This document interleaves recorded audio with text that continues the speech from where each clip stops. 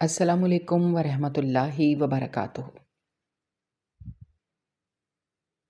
8 سال پہلے میری ماں نے مجھے ایک ہاسٹل میں چھوڑا اور کہا کہ وہ کل واپس آئے گی۔ 8 سالوں میں نے ہر روز اس کھڑکی سے اس کا راستہ دیکھا، مگر آج جب ہاسٹل میں مجھے ایک باکس دیا گیا کہ یہ تمہارے لیے آیا ہے، اور میں نے حیرت سے اسے کھولا تو اندر سے ماں کا خون آلود دوپٹہ اور ایک خط ملا۔ میرے کانپتے ہاتھوں نے جب اس پرانے اور خستہ حال خط کی تہ کھولی تو میرے رونگٹے کھڑے ہو گئے، کیونکہ اس میں لکھا تھا کہ 8 برس قبل۔ وہ دن مجھے آج بھی پوری تفصیل کے ساتھ یاد ہے، جب میری والدہ نے میرا ہاتھ پکڑے اس بڑے ہاسٹل کے بھاری اور سرد لوہے کے دروازے کو عبور کیا تھا۔ ان کے قدموں میں ایک عجیب سی عجلت اور گھبراہٹ تھی، جیسے وہ کسی بہت بڑی مصیبت سے بھاگ رہی ہوں۔ انہوں نے مجھے اس عمارت کے بڑے صحن میں کھڑا کیا اور میرے کندھوں پر اپنے دونوں ہاتھ رکھ کر میری آنکھوں میں دیکھا۔ ان کی آنکھوں میں ایک عجیب سی ویرانی اور خوف تھا جو میری اس وقت کی کم عمر سمجھ سے باہر تھا۔ انہوں نے مجھے اپنے گلے سے لگایا اور کہا، بیٹا تم اندر جاؤ اور بالکل پریشان مت ہونا، میں بس اپنا ایک ضروری کام ختم کر کے کل ہی تمہیں یہاں سے واپس لے جانے آؤں گی۔ میں نے ان کی بات پر یقین کر لیا، کیونکہ مائیں کبھی اپنے بچوں سے جھوٹ نہیں بولتی۔ میں نے اس بات میں سر ہلایا اور ہاسٹل کے نگران کے ساتھ اندر چلا گیا۔ والدہ نے مڑ کر مجھے دیکھا، ان کے چہرے پر ایک کرب تھا، اور پھر وہ تیزی سے اس بڑے دروازے سے باہر نکل گئی۔ وہ رات میرے لیے کسی طویل اذیت سے کم نہیں تھی۔ اجنبی جگہ، نئے لوگ اور ایک ایسا بستر جس پر مجھے نیند نہیں آ رہی تھی۔ میں ساری رات جاگتا رہا اور اس کل کا انتظار کرتا رہا جس کا وعدہ میری والدہ مجھ سے کر کے گئی تھی۔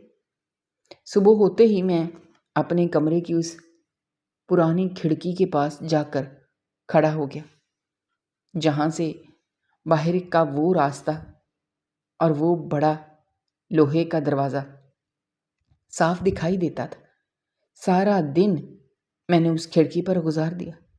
ہر گزرنے والی عورت کو میں اپنی والدہ سمجھتا، لیکن جب وہ قریب آتی تو میری امید ٹوٹ جاتی۔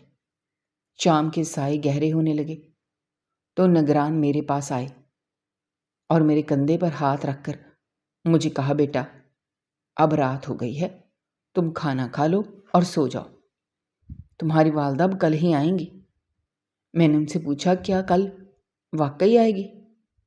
تو انہوں نے ایک طویل سانس لی اور کہا، ہاں بیٹا، ہر رات کے بعد کل ضرور آتا ہے، لیکن میرا وہ کل کبھی نہیں آیا۔ دن ہفتوں میں اور ہفتے مہینوں میں بدلتے چلے گئے۔ روزانہ صبح اٹھ کر میرا پہلا کام اسی کھڑکی کے پاس جانا اور اس راستے کو دیکھنا ہوتا تھا جہاں سے والدہ گئی تھی۔ ہاسٹل کے باقی بچے مجھ سے گھل مل گئے تھے، لیکن میرا دل کسی کھیل یا گفتگو میں نہیں لگتا تھا۔ ایک دن میں جماعت میں استاد نے مجھ سے سوال کیا کہ میں ہر وقت اتنا خاموش کیوں رہتا ہوں۔ میں نے انہیں جواب دیا، میں اپنی والدہ کا انتظار کر رہا ہوں جو کل آنے والی تھی۔ استاد نے میری بات سن کر مجھے اپنے پاس بلایا اور میرے سر پر ہاتھ پھیر کر مجھے تسلی دی کہ بعض اوقات بڑوں کے کام اتنے طویل ہو جاتے ہیں کہ ان کا کل آنے میں بہت وقت لگ جاتا ہے۔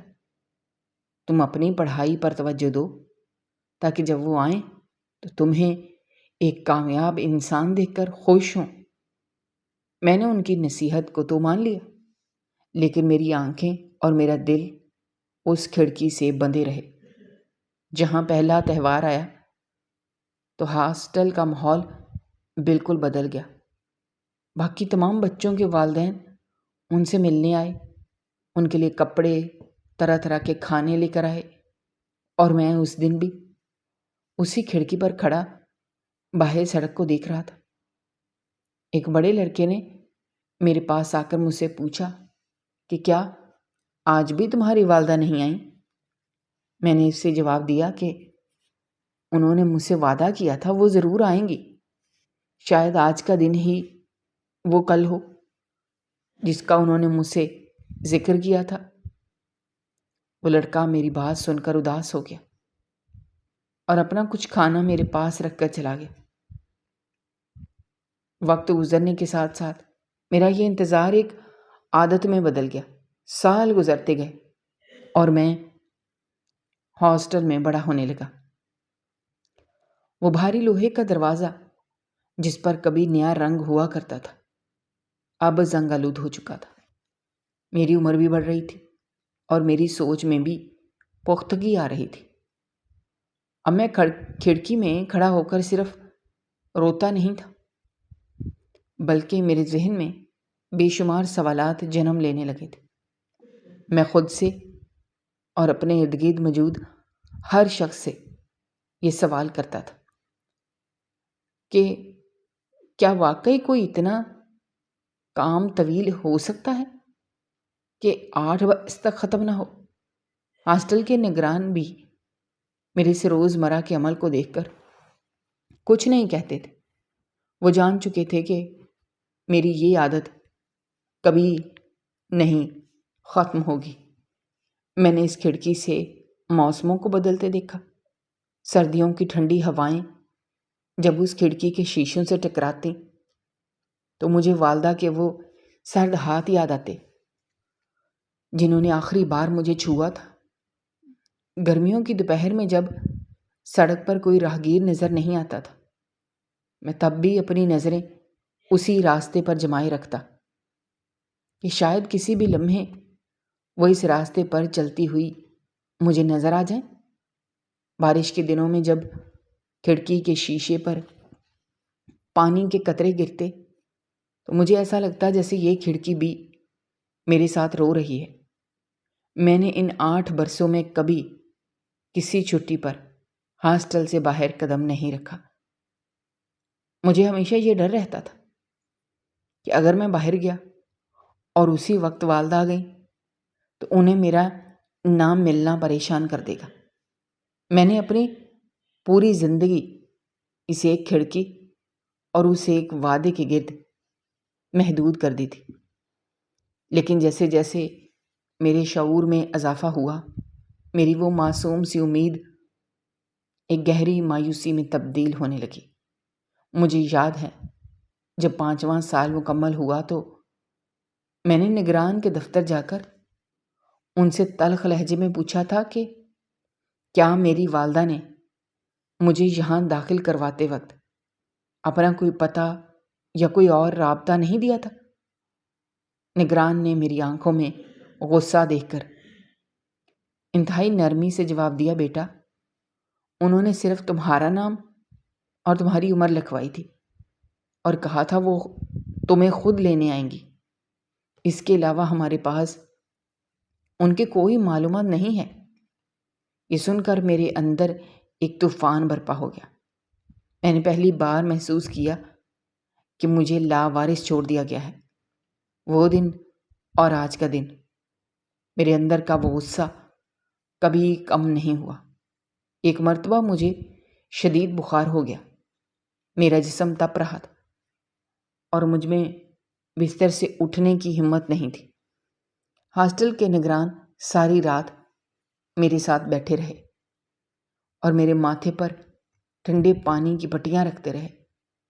جب مجھے تھوڑا ہوش آیا تو میں نے ان کا ہاتھ پکڑ کر ان سے التجا کی کہ آپ میری والدہ کو بتا دیں کہ میں بیمار ہوں، وہ سن کر ضرور دوڑی چلی آئیں گی۔ نگران کی آنکھوں میں آنسو آ گئے۔ انہوں نے میرا ہاتھ دبا کر کہا، بیٹا، تم جلدی سے ٹھیک ہو جاؤ، ہم انہیں ضرور بتائیں گے، لیکن میں جانتا تھا کہ وہ مجھے صرف دلاسا دے رہے ہیں، کیونکہ ان کے پاس تو میری والدہ کا کوئی نام و نشان تک نہیں تھا۔ اس بخار کے دوران مجھے یہ پہلی بار احساس ہوا، اس دنیا میں میرا اس ہاسٹل کی 4 دیواری کے سوا کوئی اور ٹھکانہ نہیں ہے۔ جب میں بخار سے صحتیاب ہوا تو میں نے دوبارہ اس کھڑکی کا رخ کیا، لیکن اس بار میری نظروں میں وہ پہلے والی بےتابی نہیں تھی، بلکہ ایک سرد مہری تھی۔ میرے اندر کا وہ معصوم بچہ جو ہر روز ایک نئی امید کے ساتھ جاگتا تھا، اب کہیں مرنے لگا تھا۔ میں نے اپنے ارد گرد موجود باقی لڑکوں کو دیکھا۔ کچھ کے والدین ہر مہینے آتے، کچھ کے سال بعد، لیکن کوئی نہ کوئی ان کا اپنا ان سے ملنے ضرور آتا۔ ایک لڑکا جس کا نام عبداللہ تھا، وہ بھی میری طرح ہی یہاں چھوڑا گیا تھا، لیکن ایک دن اس کے چچا اسے لینے آ گئے۔ میں نے عبداللہ سے پوچھا، کیا تم واقعی جا رہے ہو؟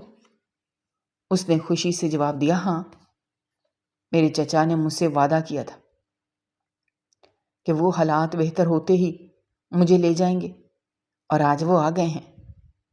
عبداللہ کی بات سن کر میرے دل میں ایک عجیب سی چبھن ہوئی۔ میں نے خود سے کہا کہ میری والدہ کا وعدہ تو عبداللہ کے چچا کے وعدے سے بھی زیادہ سچا ہونا چاہیے تھا، پھر وہ کیوں نہیں آئیں؟ عبداللہ کے جانے کے بعد میری تنہائی میں مزید اضافہ ہو گیا۔ میں نے لوگوں سے بات کرنا بالکل کم کر دیا۔ اساتذہ بھی میری اس کیفیت کو دیکھ کر پریشان رہتے۔ میں جماعت میں سب سے پیچھے بیٹھتا اور سارا وقت کتابوں پر نظریں جمائے رکھتا، لیکن میرا ذہن اسی سڑک اور اسی دروازے کے گرد گھومتا رہتا۔ جب میری عمر 15 سال ہوئی تو ہاسٹل کی انتظامیہ نے مجھے کچھ ذمہ داریاں سونپنا شروع کر دیں۔ مجھے چھوٹے بچوں کی نگرانی کا کام دیا گیا۔ یہ وہی بچے تھے جو میری طرح یہاں لائے گئے تھے۔ ان کی روتی ہوئی آنکھیں اور سہمی ہوئی صورتیں دیکھ کر مجھے اپنا گزرا ہوا کل یاد آ جاتا۔ جب کوئی نیا بچہ ہاسٹل میں لایا جاتا اور وہ رات کو اپنی والدہ کے لیے روتا تو میں اس کے پاس جا کر اسے تسلی دیتا۔ میں اسے وہی باتیں بتاتا جو کبھی نگران نے مجھے بتائی تھیں۔ میں ان بچوں سے کہتا، رو مت، تمہاری والدہ کل آ جائیں گی۔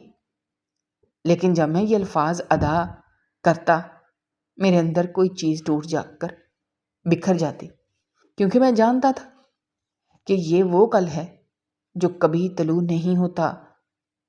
میں ان بچوں کو جھوٹی امید دلا کر دراصل خود کو سزا دے رہا ہوتا تھا۔ میرا یہ عمل میری اپنی ذات کے ساتھ ایک طنز بن چکا تھا۔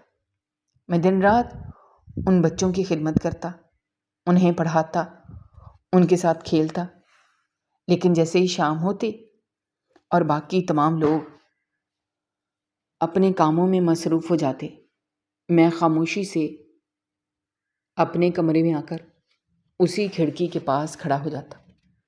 یہ کھڑکی اب محض ایک لکڑی کا ڈھانچہ نہیں رہی تھی، بلکہ یہ میری زندگی کا وہ واحد گواہ تھی جس نے میرے ہر آنسو، میری ہر آہ اور میری ہر ٹوٹی ہوئی امید کو دیکھا تھا۔ مجھے یاد ہے جب میں آخری بار اس کھڑکی کے پاس کھڑا تھا اور باہر تیز آندھی چل رہی تھی، دھول مٹی نے پوری سڑک کو اپنی لپیٹ میں لیا ہوا تھا۔ اس گرد و غبار میں مجھے کچھ بھی صاف دکھائی نہیں دے رہا تھا، بلکہ اسی طرح جیسے میرے مستقبل پر ایک دھند چھائی ہوئی تھی۔ میں نے اپنی آنکھیں بند کیں اور ماضی کے ان تمام سالوں کو ایک ایک کر کے یاد کیا۔ پہلا سال جب میں ہر آہٹ پر چونک جاتا تھا، دوسرا سال جب میں نے تہواروں پر رونا سیکھا، تیسرا سال جب میری امید کمزور پڑنے لگی، چوتھا سال جب میں نے سوال کرنا شروع کیے، اور پھر وہ سال جب مجھے اس بات کا یقین ہونے لگا کہ اب کوئی نہیں آئے گا۔ آج 8 سال مکمل ہو چکے تھے۔ میں اب ایک بچہ نہیں رہا تھا۔ میرے اندر حالات سے لڑنے کی طاقت آ چکی تھی، لیکن میری روح پر جو زخم ان 8 سالوں کے انتظار نے لگائے تھے وہ کبھی بھرنے والے نہیں تھے۔ میری والدہ نے مجھے اس ہاسٹل کے بڑے سے آہنی دروازے کے اندر چھوڑا اور میرے ماتھے کو چوم کر کہا تھا، بیٹا تم اندر جاؤ، میں کل واپس آؤں گی۔ ان 8 سالوں میں کوئی دن ایسا نہیں گزرا جب میں نے ہاسٹل کے کمرے کی اس پرانی کھڑکی سے اس سڑک کو نہ دیکھا ہو۔ موسم بدلتے رہے، میرے ساتھ رہنے والے بچے چھٹیوں میں اپنے گھروں کو جاتے رہے، مگر میں وہیں کھڑا اس کل کا انتظار کرتا رہا جو کبھی نہیں آیا۔ وقت کے ساتھ ساتھ میری اداسی اب ایک خاموش غصے میں بدل چکی تھی۔ میں خود کو یہ سمجھانے میں ناکام رہا تھا کہ جس ہستی کو دنیا میں سب سے زیادہ سچا سمجھا جاتا ہے اس نے میرے ساتھ ایسا کیوں کیا، اور میرے دل میں بس ایک ہی سوال شدت اختیار کرتا جا رہا تھا، آخر اس نے مجھ سے اتنا بڑا جھوٹ کیوں بولا؟ آج کا دن بھی باقی دنوں کی طرح ہی شروع ہوا تھا۔ میں صبح جلدی اٹھ گیا تھا کیونکہ رات بھر مجھے ٹھیک سے نیند نہیں آئی تھی۔ میں اپنے بستر سے اٹھا اور سیدھا غسل خانے کی طرف چلا گیا۔ وہاں سے واپس آ کر میں نے اپنے کپڑے تبدیل کیے اور مدرسے جانے کی تیاری شروع کر دی۔ آج میرا دل کسی بھی کام میں نہیں لگ رہا تھا۔ آج میری 18ویں سالگرہ کا دن تھا، لیکن میرے لیے یہ دن خوشی کا نہیں بلکہ ایک تلخ یاد کا دن تھا، کیونکہ یہی وہ دن تھا جب 8 سال پہلے میری والدہ مجھے ہاسٹل میں چھوڑ کر گئی تھی۔ میں نے اپنی کتابیں اٹھائیں اور کمرے سے باہر نکل گیا۔ راہداری میں مجھے میرا دوست عبداللہ ملا۔ عبداللہ نے مجھے روکا اور مجھے سالگرہ کی مبارکباد دی۔ اس نے مجھ سے پوچھا کہ آج میں اتنا اداس کیوں ہوں؟ میں نے اسے بتایا کہ آج ہی کے دن میں یہاں آیا تھا اور آج مجھے یہاں رہتے ہوئے پورے 8 سال ہو گئے ہیں۔ عبداللہ میری بات سن کر خاموش ہو گیا۔ اس نے میرے کندھے پر ہاتھ رکھا اور کہا، تم فکر مت کرو، سب ٹھیک ہو جائے گا۔ ہم دونوں باتیں کرتے ہوئے جماعت کی طرف چل پڑے۔ جماعت میں استاد صاحب آئے اور انہوں نے ہمیں حساب کے سوالات سمجھانا شروع کیے۔ میں روز مرہ کی طرح آج بھی سب سے پیچھے بیٹھا تھا۔ استاد صاحب نے مجھ سے ایک سوال پوچھا۔ میں نے کھڑے ہو کر اس کا درست جواب دے دیا۔ استاد صاحب مسکرائے۔ انہوں نے مجھ سے کہا، تم پڑھائی میں بہت اچھے ہو اور ایک دن ضرور بڑے آدمی بنو گے۔ میں نے ان کا شکریہ ادا کیا اور اپنی جگہ پر بیٹھ گیا۔ دوپہر کے وقت جب جماعت ختم ہوئی تو تمام لڑکے کھانا کھانے کے لیے بڑے کمرے کی طرف چلے گئے۔ میں بھی ان کے ساتھ چلا گیا۔ وہاں ہم سب نے مل کر کھانا کھایا۔ کھانے کے بعد کچھ لڑکے کھیلنے کے لیے میدان میں چلے گئے اور کچھ اپنے کمروں میں آرام کرنے کے لیے چلے گئے۔ میں روزانہ کی طرح باہر آ کر ایک سیمنٹ کے چبوترے پر بیٹھ گیا۔ یہ میری عادت تھی کہ میں فارغ وقت میں یہیں بیٹھتا تھا اور اپنے گزرے ہوئے کل کے بارے میں سوچتا تھا۔ آج وہاں بہت خاموشی تھی۔ محافظ دروازے پر کھڑا تھا اور صفائی کرنے والا اپنا کام کر رہا تھا۔ میں وہاں بیٹھا یہی سوچ رہا تھا، کیا میری والدہ کو یاد ہوگا کہ آج میری سالگرہ ہے؟ کیا انہیں یاد ہوگا کہ 8 سال پہلے انہوں نے مجھ سے وعدہ کیا تھا؟ میرے ذہن میں سوالات کا ایک ہجوم تھا جن کا کوئی جواب میرے پاس نہیں تھا۔ میں نے وہاں بیٹھے بیٹھے ان تمام سالوں کا حساب لگانا شروع کر دیا جو میں نے اس دیواروں کے بیچ گزارے تھے۔ میں نے سوچا جب میں یہاں آیا تھا کتنا چھوٹا تھا، اور اب میں جوان ہو چکا ہوں۔ میرے کپڑوں کا ناپ بدل گیا ہے، میری آواز بھاری ہو گئی، میرے سوچنے کا انداز بدل گیا، لیکن ایک چیز جو کبھی نہیں بدلی وہ میرا انتظار تھا۔ میں نے اپنے ہاتھوں کی لکیروں کو دیکھا اور خود سے سوال کیا کہ کیا میری قسمت میں صرف انتظار ہی لکھا ہے؟ اتنے میں نے دیکھا کہ ہاسٹل کا ایک پرانا ملازم رحیم چچا تیزی سے میری طرف آ رہا ہے، اور وہ میرے پاس آیا۔ اس نے مجھ سے کہا مجھے بڑے بابو نے اپنے دفتر میں بلایا ہے۔ میں حیران ہو گیا کیونکہ مجھے اس سے پہلے کبھی بڑے بابو نے اپنے دفتر میں نہیں بلایا تھا۔ میں نے رحیم چچا سے پوچھا کہ بڑے بابو مجھے کیوں بلا رہے ہیں؟ اس نے جواب دیا اسے کچھ معلوم نہیں، بس انہوں نے کہا ہے کہ میں تمہیں فوراً ان کے دفتر لے کر جاؤں، اور یہ بھی کہا ہے کہ کوئی ضروری بات کرنی ہے۔ میں اپنی جگہ سے اٹھا اور رحیم چچا کے ساتھ بڑے بابو کے دفتر کی طرف چل پڑا۔ راستے میں یہی سوچتا رہا آخر کیا بات ہو سکتی ہے؟ کیا میں نے کوئی غلطی کی ہے یا پھر کوئی اور مسئلہ ہے؟ کیا مجھے اس ہاسٹل سے نکالا جا رہا ہے کیونکہ اب میں 18 سال کا ہو چکا ہوں اور قانون کے مطابق مجھے اب یہاں رہنے کا حق نہیں ہے؟ یہ سوچ کر میرے قدم بھاری ہونے لگے۔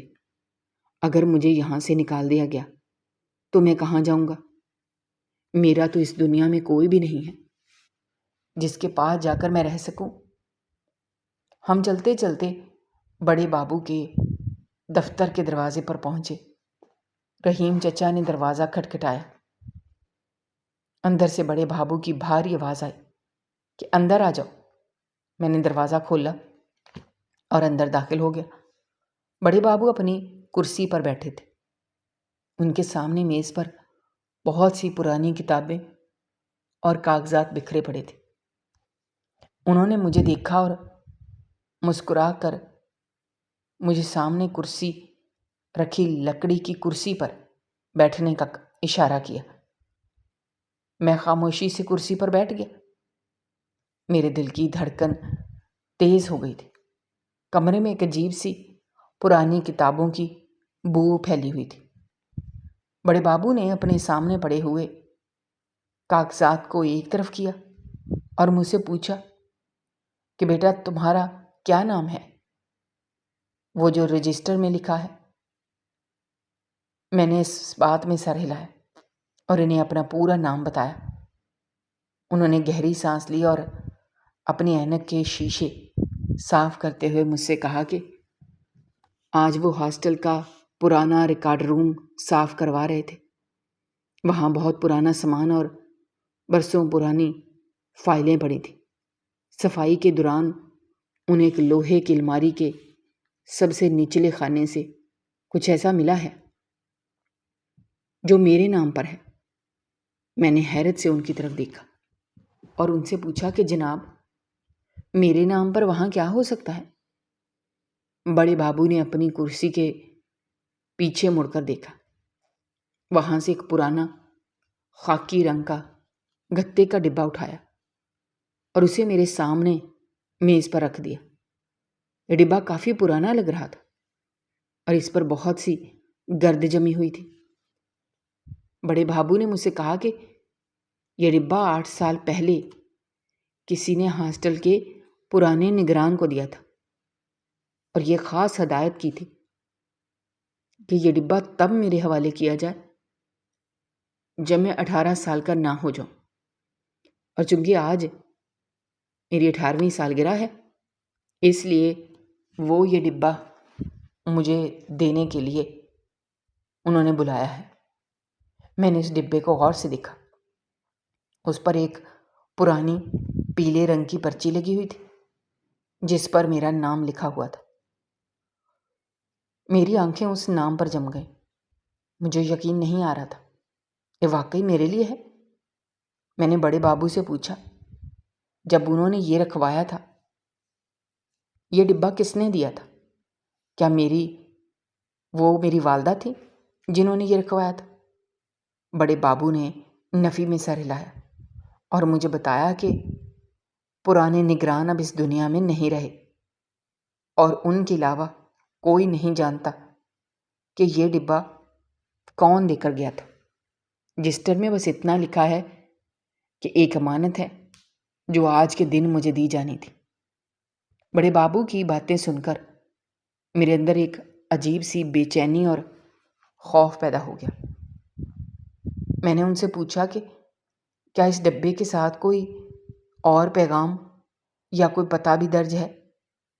انہوں نے کہا، نہیں، اس پر صرف تمہارا نام اور آج کی تاریخ لکھی ہے، باقی اس میں کیا ہے یہ تمہیں خود ہی کھول کر دیکھنا ہوگا۔ بڑے بابو نے وہ خاکی رنگ کا گتے کا ڈبہ میری طرف کھسکا دیا۔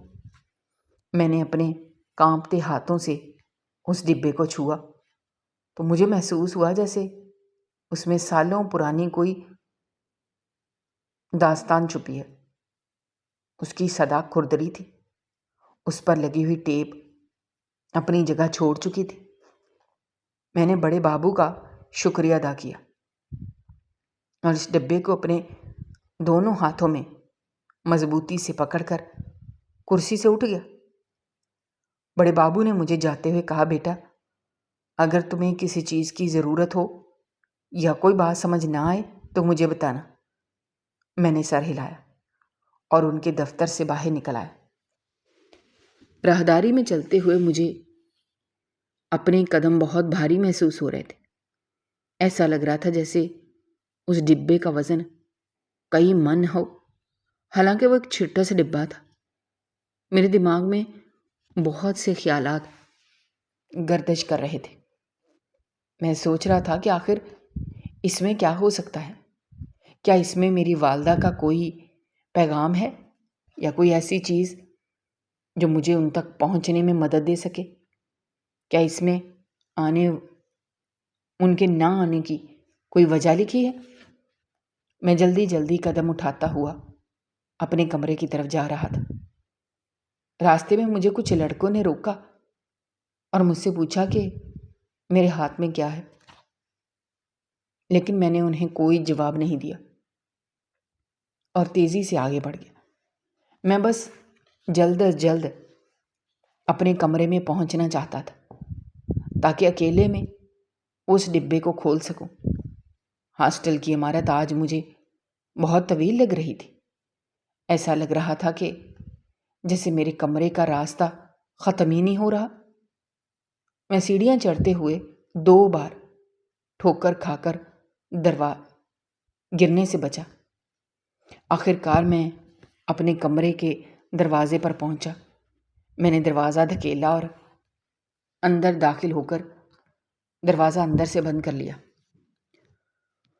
میں نے اس ڈبے کو احتیاط سے اپنے بستر پر رکھا اور خود اس کے پاس بیٹھ گیا۔ میرے دل کی دھڑکن اتنی تیز تھی کہ مجھے اپنے کانوں میں اس کی آواز سنائی دے رہی تھی۔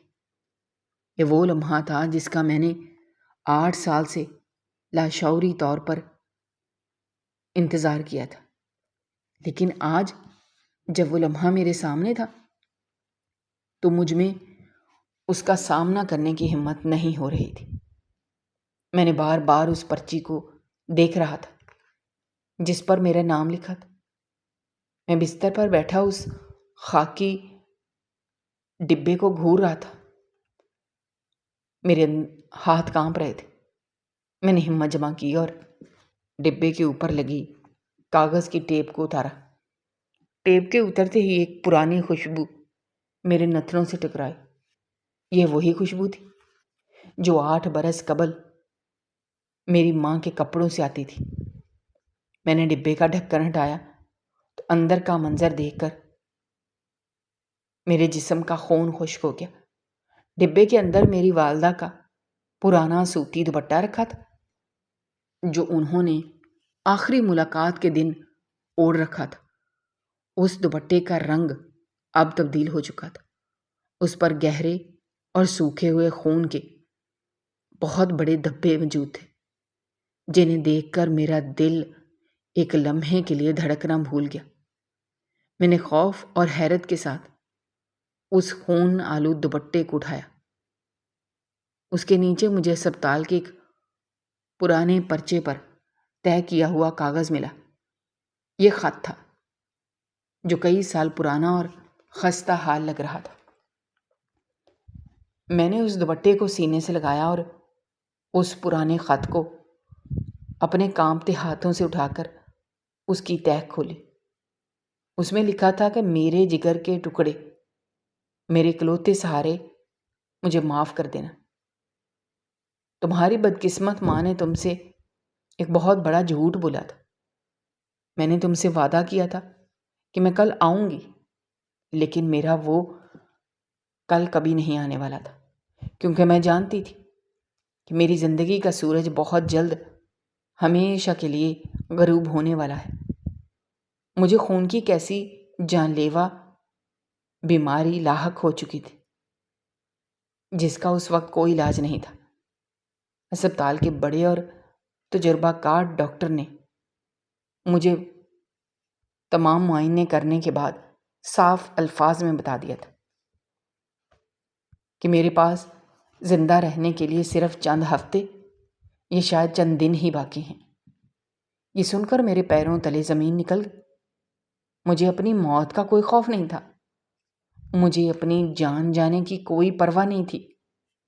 مجھے صرف اور صرف تمہاری فکر اندر ہی اندر کھائی جا رہی تھی کہ میرے اس دنیا سے چلے جانے کے بعد اس بے رحم اور ظالم دنیا میں میرے معصوم بچے کا کیا بنے گا۔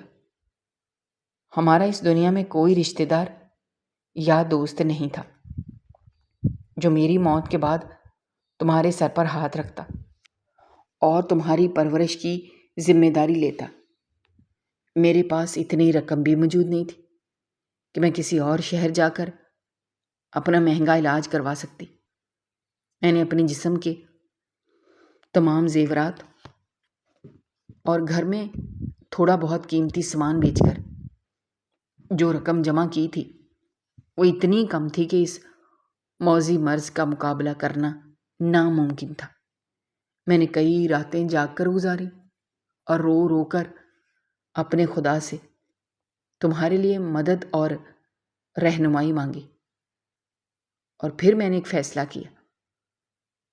میں نے ارادہ کیا کہ میں اپنے علاج کے بجائے وہ ساری رقم تمہارے ہاسٹل کے نگران کے پاس پیشگی جمع کروا دوں گی تاکہ تم کئی سالوں تک وہاں محفوظ رہ سکو اور تمہاری اعلیٰ تعلیم اور رہائش کا بہترین بندوبست ہو۔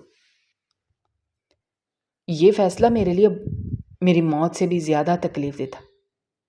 میں تمہیں اپنے آپ سے ایک لمحے کے لیے بھی دور نہیں کرنا چاہتی تھی، لیکن میرے پاس تمہیں بچانے اور تمہارا مستقبل محفوظ کرنے کا اس کے علاوہ کوئی دوسرا راستہ نہیں تھا۔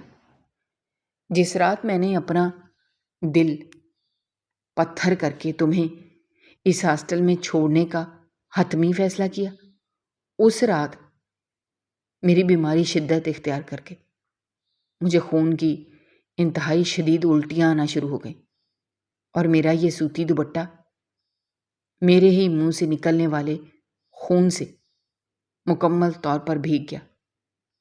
میں بالکل نہیں چاہتی تھی کہ تم اپنی ماں کو اس چھوٹی عمر میں یوں خون تھوکتے اور بستر پر درد سے ایڑیاں رگڑتے ہوئے تڑپ تڑپ کر مرتے دیکھو۔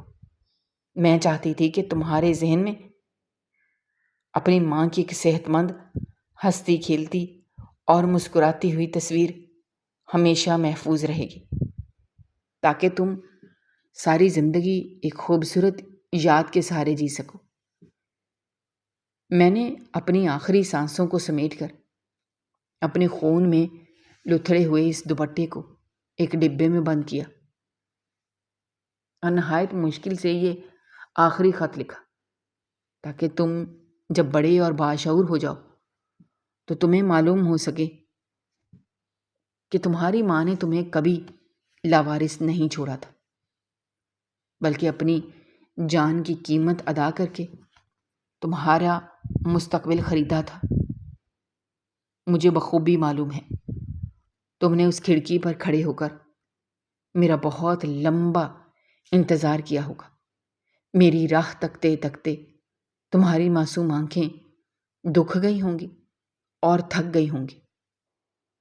تم نے یقیناً دل ہی دل میں مجھے بہت برا بھلا کہا ہوگا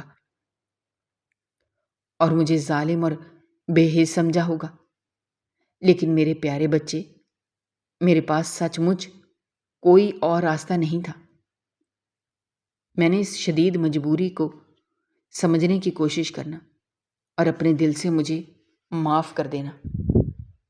میں جہاں بھی ہوں گی میری دعائیں ایک سائے کی طرح ہمیشہ تمہارے ساتھ رہیں گی۔ میری تم سے آخری التجا ہے، یہ خط پڑھ کر تم ہمت مت ہارنا، بالکل مت رونا، بلکہ ایک انتہائی مضبوط اور نڈر انسان بننا اور اپنی زندگی میں کوئی ایسا عظیم کام کرنا کہ میری بھٹکتی ہوئی روح کو ہمیشہ کے لیے سکون مل جائے۔ یہ چند الفاظ جو اس بوسیدہ اور پرانے کاغذ پر کپ کپاتی لکھائی میں لکھے تھے، انہوں نے لمحوں میں میری پوری دنیا کو تہہ و بالا کر کے رکھ دیا۔ میرے ہاتھوں سے وہ کاغذ چھوٹ کر زمین پر گر گیا اور میرے قدموں نے میرا بوجھ اٹھانے سے انکار کر دیا۔ میرے گھٹنے کے زوردار جھٹکے سے فرش پر ٹک گئے۔ میرے اندر 8 سالوں سے جمع ہونے والا سارا غصہ، ساری بے جا شکایت اور ساری تلخیاں ایک ہی لمحے میں آنسوؤں کے نہ رکنے والے سیلاب میں بہہ گئیں۔ میں نے سوکھے اور خون والے دوپٹے کو اپنے چہرے پر رکھ لیا اور دھاڑے مار مار کر بچوں کی طرح بلک بلک کر رونے لگا۔ میں اس قدر اونچی آواز میں رو رہا تھا کہ مجھے محسوس ہو رہا تھا جیسے میرے گلے کی رگیں اب پھٹ جائیں گی، لیکن میری وہ درد بھری آواز اس بند کمرے کی پتھریلی دیواروں سے باہر نہیں جا رہی تھی۔ میں نے اپنے آپ کو اور اپنی سوچ کو بری طرح کوسنا شروع کر دیا۔ میں خود کو دنیا کا سب سے برا انسان سمجھنے لگا۔ میں کتنا احمق، بے وقوف اور خود غرض تھا جو اپنی سگی ماں کی اتنی بڑی مجبوری کو نہیں سمجھ سکا۔ میں نے ان 8 طویل سالوں میں ہر روز ان کے بارے میں کتنا برا اور منفی سوچتا رہا۔ میں نے انہیں زندگی بھر دھوکے باز سمجھا، بے وفا اور پتھر دل سمجھا، جبکہ اصل اور کڑی حقیقت تو یہ تھی کہ وہ موت کے اندھے کنویں میں گرتے ہوئے بھی صرف میری ہی فکر میں مبتلا تھی۔ وہ اپنے جسم کے آخری قطرے اور آخری سانس تک میرے روشن مستقبل کے لیے خاموشی سے لڑتی رہیں، اور میں یہاں آرام سے بیٹھ کر ان سے بلا وجہ نفرت کرتا رہا۔ میرا وجود اس شدید ندامت اور پچھتاوے کے بوجھ تلے بری طرح دبتا جا رہا تھا۔ میں نے اس پرانے دوپٹے میں موجود اس جانی پہچانی خوشبو کو گہرے سانسوں کے ذریعے اپنے سینے میں اتارنے کی کوشش کی۔ مجھے بالکل ایسا لگ رہا تھا جیسے میری ماں بالکل میرے سامنے میرے سرہانے کھڑی ہو، میرے بکھرے بال سہلا رہی ہو اور بڑی محبت سے مجھے دیکھ رہی ہو کہ بیٹا مت رو، تم اداس مت ہو، میں نے تمہارے لیے یہ سب اذیتیں بہت خوشی سے برداشت کی ہیں۔ میں کئی گھنٹوں تک مسلسل اس ٹھنڈے فرش پر بیٹھا روتا رہا۔ میرے گرم آنسو اس پرانے دوپٹے پر گر کر اس پر لگے خون کے ان گہرے دبوں کو ایک بار پھر گیلا کر رہے تھے، اور مجھے ایسا لگ رہا تھا جیسے میری ماں کا وہ بہتا ہوا خون مجھ سے باتیں کر رہا ہو۔ جب بہت دیر رونے کے بعد میری آنکھوں کے آنسو مکمل طور پر خشک ہو گئے تو میرے اندر ایک عجیب سی اور پراسرار خاموشی چھا گئی۔ یہ وہ خاموشی بالکل نہیں تھی جو کسی ہار یا مایوسی سے پیدا ہوتی ہے، بلکہ یہ وہ خاموشی تھی جو ایک بہت بڑے تباہ کن طوفان کے گزر جانے کے بعد ہر طرف چھا جاتی ہے۔ میں نہایت آہستگی سے اپنی جگہ سے اٹھا۔ میں نے کمرے کے ٹوٹے ہوئے آئینے میں اپنا اترا ہوا چہرہ دیکھا۔ میری آنکھیں جاگنے اور رونے کی وجہ سے شدید سرخ تھی اور میرا پورا چہرہ آنسوؤں سے بھیگا ہوا تھا۔ لیکن سب سے بڑی تبدیلی یہ تھی کہ میری نظروں میں اب کوئی پرانا سوال نہیں تھا۔ اب مجھے اس پرانی کھڑکی سے کسی کل کے آنے کا کوئی انتظار نہیں تھا، کیونکہ میری زندگی کا وہ واحد کل میرے سامنے اس پرانے خط کی صورت میں پوری سچائی کے ساتھ آ چکا تھا۔ میں نے اس دوپٹے کو چوم کر نہایت احتیاط کے ساتھ تہہ کیا اور اس خط کے ساتھ واپس اسی خالی ڈبے میں رکھ دیا۔ میں نے اس ڈبے کو اپنے سینے سے اس طرح لگا رکھا تھا جیسے میں اپنی ماں کو گلے لگا رہا ہوں۔ پھر میں نے اپنے کمرے کا دروازہ کھولا اور باہر نکل آیا۔ ہاسٹل کی لمبی راہداریوں میں اب بھی وہی پرانی خاموشی اور اداسی تھی، لیکن میرے اندر کا شعور اور تلاطم اب ایک انتہائی پختہ اور اٹل عزم میں بدل چکا تھا۔ میں سیدھا چلتا ہوا بڑے نگران کے دفتر گیا اور ان کی میز کے سامنے جا کر کھڑا ہو گیا۔ انہوں نے مجھے بڑی حیرت سے دیکھا، کیونکہ میری حالت اور میرے بکھرے ہوئے بال بہت عجیب لگ رہے تھے۔ میں نے انتہائی پرسکون اور مضبوط لہجے میں ان سے کہا کہ میں آج ابھی اور اسی وقت اس ہاسٹل کو ہمیشہ کے لیے چھوڑ کر جا رہا ہوں۔ انہوں نے مجھے بہت سمجھانے کی کوشش کی اور ہمدردی سے کہا کہ بیٹا ابھی تم بہت نوجوان ہو، باہر کی دنیا بہت ظالم اور مکار ہے، تم اس اکیلے پن میں وہاں کیسے گزارا کرو گے؟ تمہارا کوئی آسرا بھی نہیں ہے۔ لیکن میں نے ان کی بات نہیں سنی۔ میں نے ان سے صرف اتنا کہا کہ میری ماں نے میری زندگی کو محفوظ بنانے اور مجھے ایک قابل انسان بنانے کے لیے اپنی جان دے دی۔ اب میں اپنی اس قیمتی زندگی کو یوں ان بے جان دیواروں کے بیچ ضائع نہیں کر سکتا۔ مجھے اپنی ماں کے اس بہتے خون کا قرض اتارنا ہے۔ میں نے اپنے کمرے سے اپنا تھوڑا بہت سامان اٹھایا اور اس بڑے آہنی دروازے سے ہمیشہ کے لیے باہر نکل گیا، جہاں پورے 8 سال پہلے میری ماں نے مجھے آخری بار روتے ہوئے گلے لگایا تھا۔ میں سڑک پر تنہا چل رہا تھا، لیکن اس بار میری منزل مجھے بالکل صاف اور واضح دکھائی دے رہی تھی۔ میں نے اسی وقت فیصلہ کر لیا تھا کہ میں دن رات ایک کر کے محنت کروں گا اور ڈاکٹری کی اعلیٰ ترین تعلیم حاصل کروں گا۔ میں ایک ایسا عظیم اور قابل ڈاکٹر بنوں گا جو اس خون کی خطرناک بیماری کا سستا اور مفت علاج کر سکے، جس نے میری بے گناہ ماں کو مجھ سے اتنی کم عمری میں چھین لیا تھا۔ میں نے شہر کے ایک انتہائی پسماندہ علاقے میں ایک چھوٹے سے لوہے کے کارخانے میں بھاری مزدوری کرنا شروع کر دی۔ میں سارا دن پسینے میں شرابور ہو کر بھاری بوجھ اٹھاتا، خطرناک مشینیں چلاتا اور شام کو تھکا ہارا اپنے چھوٹے سے کرائے کے تاریک کوٹھڑی میں واپس آتا۔ میرے پاس کھانے کے لیے اکثر صرف سوکھی روٹی اور پانی ہوتا تھا، لیکن میرا ارادہ کسی فولاد کی طرح مضبوط اور چٹان کی طرح اٹل تھا۔ رات کو میں دیر تک جاگ کر پرانی روشنی سے کتابیں پڑھتا۔ میں نے پرانی کتابوں کی دکانوں سے طب کی پرانی کتابیں انتہائی سستے داموں خرید لی تھی۔ میری نیند اب بہت کم ہو چکی تھی، میری آنکھوں کے گرد ہلکے پڑ گئے تھے، لیکن میرے خواب بہت بڑے اور اونچے تھے۔ جب بھی میری ہمت ٹوٹنے لگتی، مجھے بھوک ستاتی یا مجھے شدید تھکاوٹ کا احساس ہوتا، میں فوراً اس خاکی دوپٹے ڈبے کو کھول کر اس خون آلود دوپٹے کو اپنے چہرے پر رکھ لیتا۔ وہ دوپٹہ مجھے ہر بار یہ یاد دلاتا کہ میری ماں نے میرے لیے کتنی بڑی تکلیف برداشت کی تھی، اور میری موجودہ تھکاوٹ ان کی اس عظیم تکلیف کے سامنے ایک ذرے کے برابر بھی نہیں تھی۔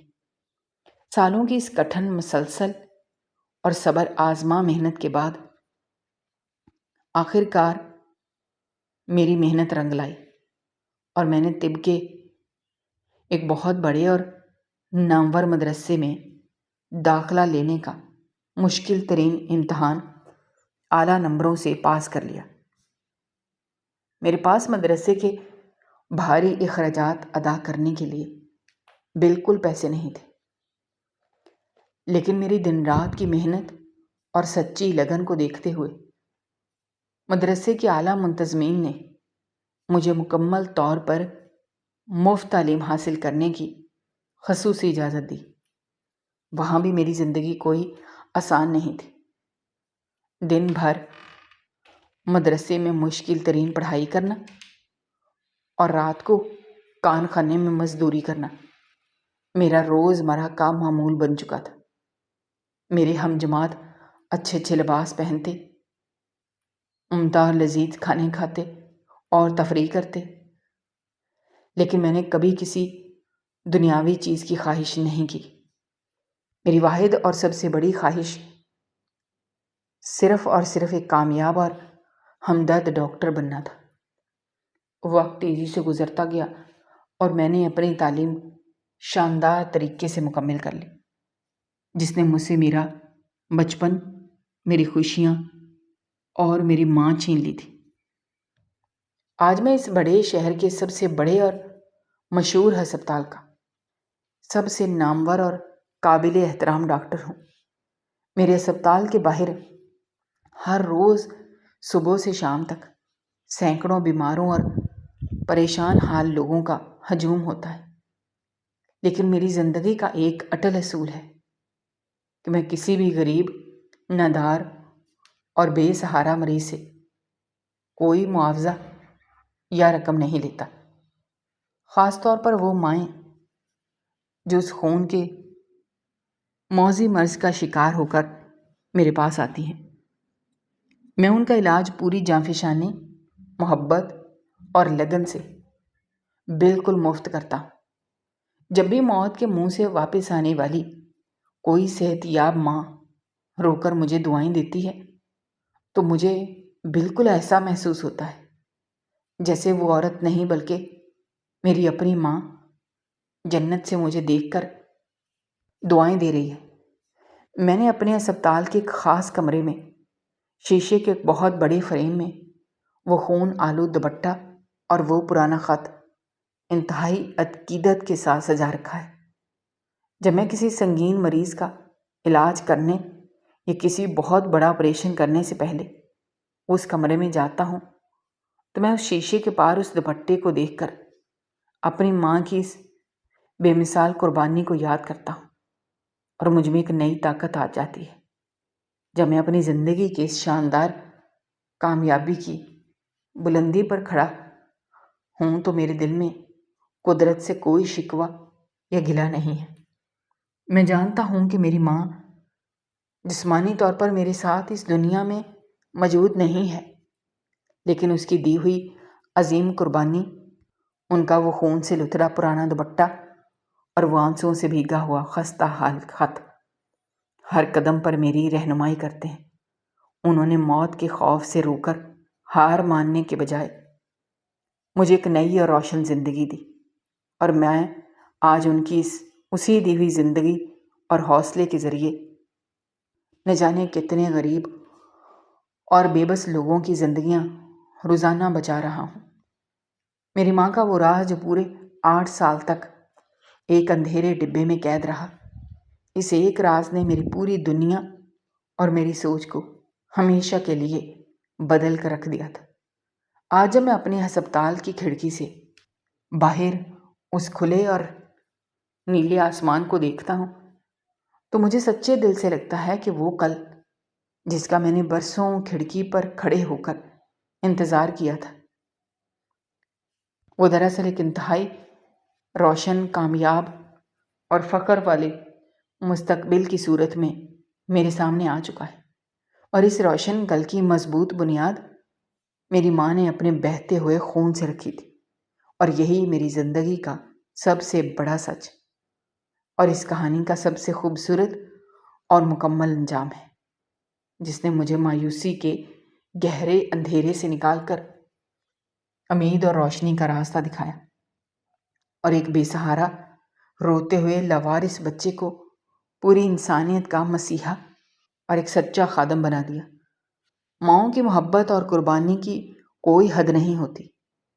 وہ اپنے بچوں کے روشن مستقبل کے لیے اپنی جان تک کا نذرانہ پیش کرنے سے بھی دریغ نہیں کرتے، ورنہ والدین کی دی ہوئی قربانیوں کا سب سے بہترین صلہ یہ ہے کہ انسان ایک نیک اور کامیاب انسان بن کر ان کے نام کو دنیا میں ہمیشہ کے لیے روشن اور امر کر دے۔ دوستو، ہماری آج کی یہ کہانی آپ کو کیسی لگی؟ کمنٹ باکس میں اپنی رائے کا اظہار کرنا مت بھولیے گا، اور اگر آپ ہمارے چینل پر نئے ہیں تو چینل کو سبسکرائب کرنا بھی مت بھولیے گا۔ شکریہ۔ اللہ حافظ۔